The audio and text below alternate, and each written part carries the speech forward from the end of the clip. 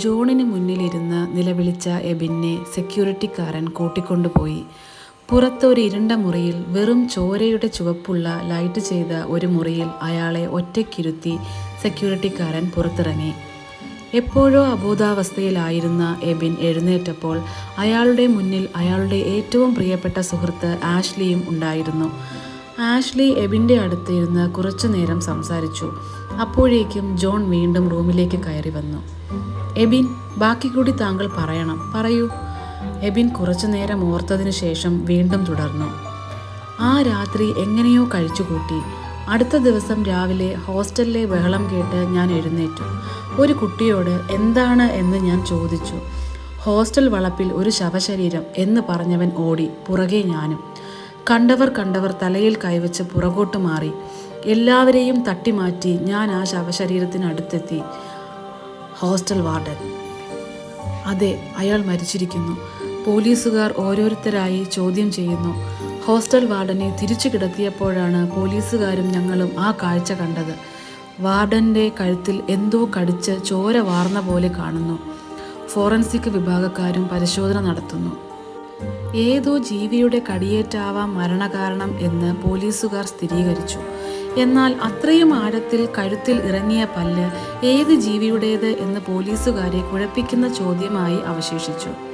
2 കൂർത്ത പല്ലുകൾ കൊണ്ട് ചോര ഊറ്റിക്കുടിച്ചു മരിച്ച വാർഡൻ്റെ മരണത്തിൻ്റെ ഉത്തരവാദി ആ മയ ആയിരിക്കും എന്ന് ഞാൻ മനസ്സിലാക്കി. കാരണം എൻ്റെ ഉള്ളിലെ ഭയം എന്നെ ഇല്ലാത്തത് ഉണ്ടെന്ന് ചിന്തിപ്പിച്ചു കൊണ്ടിരിക്കുന്ന സമയമായിരുന്നു അത്. ആകെ ഉണ്ടായിരുന്ന ഒരു കച്ചിത്തുരുമ്പായിരുന്നു ആ വാർഡൻ. അയാളും മരിച്ചു.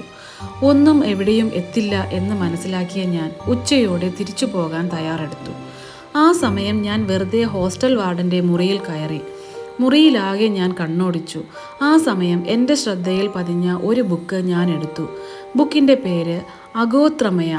എഴുതിയത് ആരെന്നറിയില്ല. ഒരു ആത്മകഥയാണ് ആ ബുക്ക്. പക്ഷേ പേജുകളെല്ലാം കീറിയിരിക്കുന്നു. 2 വരി മാത്രം എഴുതിയ ഒരു ബുക്കായിരുന്നു അത്. ഞാൻ വരും, എൻ്റെ ലക്ഷ്യം നിറവേറ്റി തിരിച്ചു പോകും. അതായിരുന്നു വാക്ക്. ആ ബുക്കിൻ്റെ അവസാന പേജിൽ എഴുതിയ പേരുകൾ ഞാൻ കണ്ടു.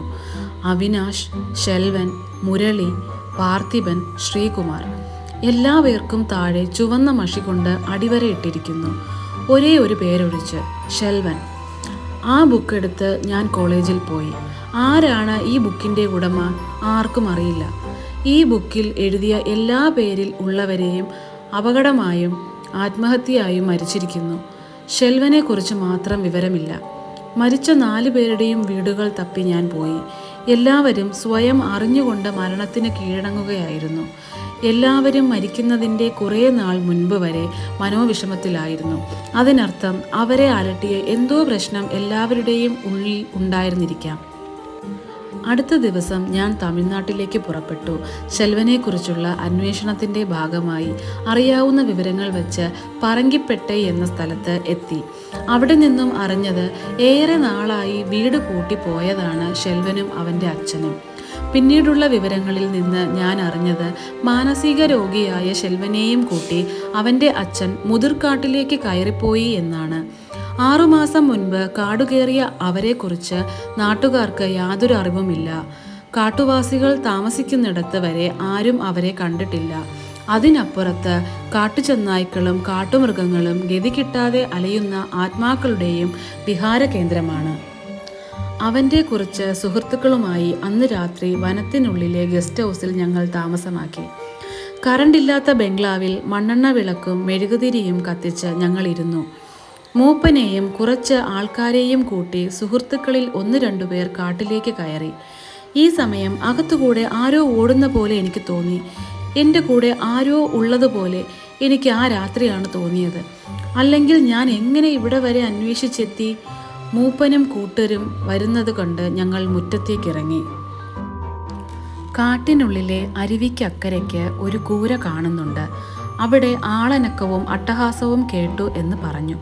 പക്ഷേ രാത്രി പോവാൻ പറ്റില്ല. കാട്ടാനക്കൂട്ടം ഇറങ്ങിയിട്ടുണ്ട്. പകൽ രാവിലെ നേരത്തെ പോവണം. വൈകിയാൽ ചെന്നായ്ക്കൾ ഉണ്ടാവും, കടിച്ചു കീറും. മൂപ്പനും എല്ലാവരും പോയി. സമയം 12 ആയി. കാട്ടിലെ കുറ്റാക്കൂരിരുട്ടും ശബ്ദങ്ങളും കാറ്റും കാട്ടാനകളുടെ അലർച്ചയും ഭീതി ഉളവാക്കുന്ന നിമിഷം ഞങ്ങളെല്ലാവരും അകത്ത് കയറിക്കിടന്നു. കെടാറായ മെഴുകുതിരിയുടെ ഇരുണ്ട വെളിച്ചത്തിൽ അകത്തുകൂടെ ആരോ നടക്കുന്നത് പോലെ തോന്നിയ ഞാൻ എഴുന്നേറ്റു. കാറ്റിൽ കർട്ടൻ പാറി പറക്കുന്നത് കണ്ട് വീണ്ടും കിടന്നു. അല്പസമയത്തിന് ശേഷം അകത്തെ മുറിയിൽ നിന്ന് ഒരു നിലവിളി കേട്ടു. കൂടെ ഉണ്ടായിരുന്ന ഒരുവനെ ജനാലയിൽ കൂടെ ആരോ കൈയിട്ട് പിടിച്ചു എന്ന് പറഞ്ഞ് നിലവിളിച്ചു. ഞങ്ങൾ പുറത്തിറങ്ങി നോക്കി, ഒന്നും കണ്ടില്ല. വീണ്ടും എല്ലാവരും കിടന്നു. അടുക്കളയിൽ നിന്നും പാത്രം വീണ ശബ്ദം കേട്ടതും എല്ലാവരും ഒന്ന് ഞെട്ടി. പുറകിലെ ബാത്റൂമിൻ്റെ വാതിൽ ആരോ കൊട്ടിയടച്ചതോ കാറ്റിൽ അടഞ്ഞതോ ആയ ശബ്ദം കേട്ടു. പുറത്ത് ശക്തമായ കാറ്റ് വീശി അടിക്കുന്നുണ്ടായിരുന്നു. പിന്നാമ്പുറത്തു കൂടെ ആരോ നടക്കുന്ന ശബ്ദം ബെഡിൽ കിടന്നപ്പോൾ ഞാൻ കേട്ടു. വീണ്ടും ഒരു നിലവിളി കേട്ട് അവൻ പേടിച്ച് വിറച്ചിരിക്കുമായിരുന്നു. എന്താ കാര്യം എന്ന് ഞാൻ ചോദിച്ചു. പിൻവശത്തെ വാതിൽ തുറന്ന് ആരോ അകത്തേക്ക് നടന്നു വരുന്നതായി കണ്ടു എന്നും പിന്നെ ആ രൂപം മാഞ്ഞുപോയി എന്നും അയാൾ പറഞ്ഞു. കണ്ണടച്ച് കിടന്നപ്പോൾ ബെഡിൻ്റെ പിൻവശത്ത് വന്ന് ആരോ കൈകൊണ്ട് കഴുത്തിൽ പിടിക്കുന്നത് പോലെ തോന്നിയെന്നും അയാൾ പറഞ്ഞു. എല്ലാവരും പേടിച്ചതാണ് എന്ന് പറഞ്ഞ് പോയി കിടന്നു. കുറച്ചു സമയങ്ങൾക്ക് ശേഷം വാതിലിൽ ആരോ മുട്ടുന്നതായി കേട്ടു. പിന്നെ വാതിൽ തുറന്ന ശബ്ദവും കേട്ടു. കണ്ണു തുറന്നപ്പോൾ ഞങ്ങൾ കിടന്ന മുറിയിൽ നിന്നും എന്തോ പറന്നുപോയ പോലെ തോന്നി. ആ ബുക്ക് നിലത്ത് വീണത് കണ്ട് ഞാൻ എടുത്തു. അഗോത്രമയ എന്ന പേരിൽ ഗോത്ര എന്ന പേര് മാഞ്ഞു പോയിരിക്കുന്നു. പകരം അമയ എന്ന പേര് ഞാൻ വായിച്ചു. ബുക്ക് തുറന്നു നോക്കിയപ്പോൾ ഷെൽവൻ്റെ പേരിൽ ചുവന്ന വര കണ്ടു. നേരം പുലർന്നു. ഞങ്ങൾ ആ വീട് ലക്ഷ്യമാക്കി ഓടി. ഭക്ഷണവും വെള്ളവും കിട്ടാതെ പട്ടിണി കിട്ട കോലത്തിൽ ഒരു മാനസിക രോഗിയെപ്പോലെ ഷെൽവൻ്റെ അച്ഛനെ ഞങ്ങൾ കണ്ടു. കയ്യിൽ കിട്ടിയ സാധനം എടുത്തെറിഞ്ഞ് അയാളുടെ മുന്നിൽ മരിച്ചു കിടക്കുന്ന ഷെൽവനെ ഞങ്ങൾ കണ്ടു. വാർഡൻ മരിച്ച പോലെ കഴുത്തിൽ നിന്ന് ചോര വാർന്നു തന്നെയായിരുന്നു മരണം. പട്ടിണിക്കിട്ട കോലം പോലെ ആയിരുന്നു രണ്ടുപേരും. അതിൽ ഷെൽവൻ ഇന്നലെ അവസാനിച്ചു. അവൻ്റെ അച്ഛനെ ഞങ്ങൾ ബലമായി പിടിച്ചു കീഴ്പ്പെടുത്തി.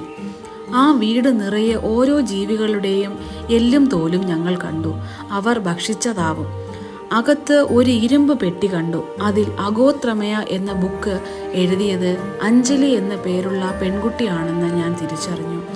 അവളുടെ ആത്മകഥയ്ക്ക് അവൾ നൽകിയ പേര്, അവളുടെ തൂലികാനാമം അമയ. എൻ്റെ പേര് അഞ്ജലി. എൻ്റെ ജീവിതം തകർത്തവരെ ലക്ഷ്യമാക്കി ഞാൻ വന്നു, പൂർത്തിയാക്കി തിരിച്ചു പോകുന്നു. അവസാനത്തെ ആളെ കണ്ടെത്താൻ ശ്രമിച്ച നിങ്ങൾക്ക് നന്ദി എന്ന് ആ ബുക്കിൻ്റെ പേജിൽ എഴുതിയിരുന്നു. പാലക്കാട് ചിറ്റൂറുള്ള ഒരു സാധാരണ പാവപ്പെട്ട കർഷക കുടുംബത്തിലെ പെൺകുട്ടിയായ അഞ്ജലി തൻ്റെ കഴിവുകൊണ്ട് പഠിച്ച് നല്ല മാർക്ക് വാങ്ങി. പഠിച്ചു പാസ്സായി തുടർ പഠനത്തിനായി മംഗലാപുരത്തെത്തി. അവിനാശും അമ്മയെയും പഠിച്ച കോളേജിൽ അവൾ നന്നായി പഠിച്ചു.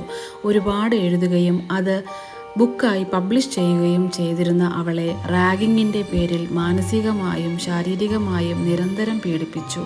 മാത്രമല്ല, അവിനാശും കൂട്ടുകാരും കൂടി ചേർന്ന് അവൾ എഴുതിയ എല്ലാ ബുക്കും കത്തിച്ചു കളഞ്ഞു.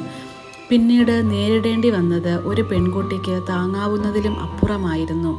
നിരന്തരമായി പീഡനത്തിന് ഇരയായ അവൾ ആരും സഹായിക്കാനില്ലാതെ എല്ലാം ഉപേക്ഷിച്ച് വീട്ടിലേക്ക് മടങ്ങി. എല്ലാം നഷ്ടപ്പെട്ട തോന്നലാവാം അവളെ ആത്മഹത്യയിൽ കൊണ്ടെത്തിച്ചത്. അമയായിരുന്നു പ്രിയപ്പെട്ട കൂട്ടുകാരി. അവിനാശിനും കൂട്ടുകാർക്കും മുന്നിൽ നിരവധി രൂപത്തിൽ അഞ്ജലി വന്നപ്പോൾ കുറ്റബോധവും മനോവിഷമവും കൊണ്ടാണ് അവർക്ക് മരണം സംഭവിച്ചത്. അന്ന് മദ്യത്തിൻ്റെ പുറത്ത് വാർഡൻ സത്യങ്ങൾ പറയുന്ന കൂട്ടത്തിൽ വാർഡനും കൂട്ടുനിന്നതായി പറഞ്ഞു. അതിൻ്റെ ഫലം വാർഡൻ്റെ മരണമായിരുന്നു. ഇനി അമയ. അഞ്ജലി അമയയുടെ ദേഹത്ത് കയറിയിരുന്നു. ആ അമയയിൽ അഞ്ജലിയെ കണ്ടിട്ടാണ് ട്രെയിൻ തട്ടി മരിച്ച സമയത്ത് അവിനാശ് കൈകൊണ്ട് മാപ്പ് പറഞ്ഞതും എല്ലാം.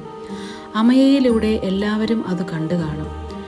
എല്ലാം കഴിഞ്ഞ് അമയയുടെ ദേഹത്ത് നിന്ന് അഞ്ജലി ഇറങ്ങുമ്പോൾ അവിനാശും കൂട്ടുകാരിയും എല്ലാം നഷ്ടപ്പെട്ട വേദനയിൽ അമയ ജീവിതം അവസാനിപ്പിക്കുകയായിരുന്നു.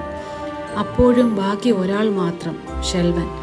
എനിക്ക് വന്ന കോളും യാത്രയും ഷെൽവൻ്റെ അരികിൽ വരെ എത്തിച്ചു. എനിക്കൊപ്പം അവളും ഉണ്ടായിരുന്നു. ഇന്ന് എല്ലാം കഴിഞ്ഞു. അവൾ സന്തോഷത്തോടെ അവളുടെ ലോകത്തേക്ക് പോയി.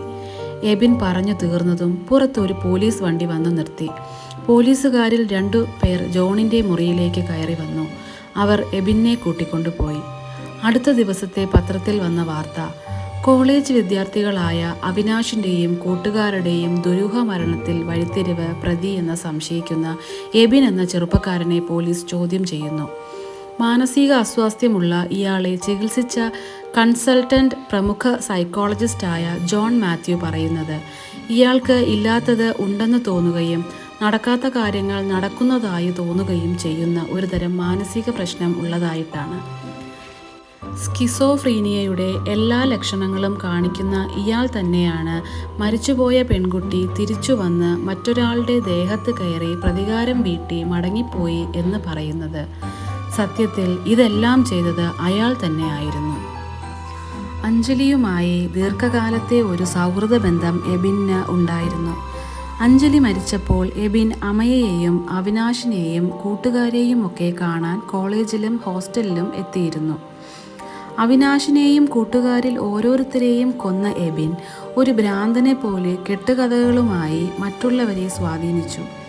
അമയ ആത്മഹത്യ ചെയ്യാൻ കാരണം അവിനാഷിൻ്റെ മരണവും കൂടാതെ എബിൻ പറഞ്ഞ അവിനാഷിൻ്റെ മോശം സ്വഭാവവും അറിഞ്ഞ ശേഷമാണ്. അതിൽ എന്തോ ദുരൂഹത നീങ്ങുന്നുണ്ട്. ഒരു പക്ഷേ അവിനാഷ് അമയയെ ചതിച്ചു കാണും. ചെറിയ പ്രായത്തിൽ തന്നെ ഒറ്റപ്പെട്ട് ജീവിച്ച എബിന് സ്കിസോഫ്രീനിയയുടെ ലക്ഷണങ്ങൾ ചെറിയ പ്രായത്തിൽ തന്നെ തുടങ്ങി. അഞ്ജലിയുടെ മരണത്തോടെ അയാൾ ഒരു ഭ്രാന്തനെ പോലെയായി മാറി. ഇന്ന് അയാൾ ശാന്തനാണ്. ഒരു ആശ്രമത്തിൽ ശാന്തനായി അയാൾ കഴിയുന്നു.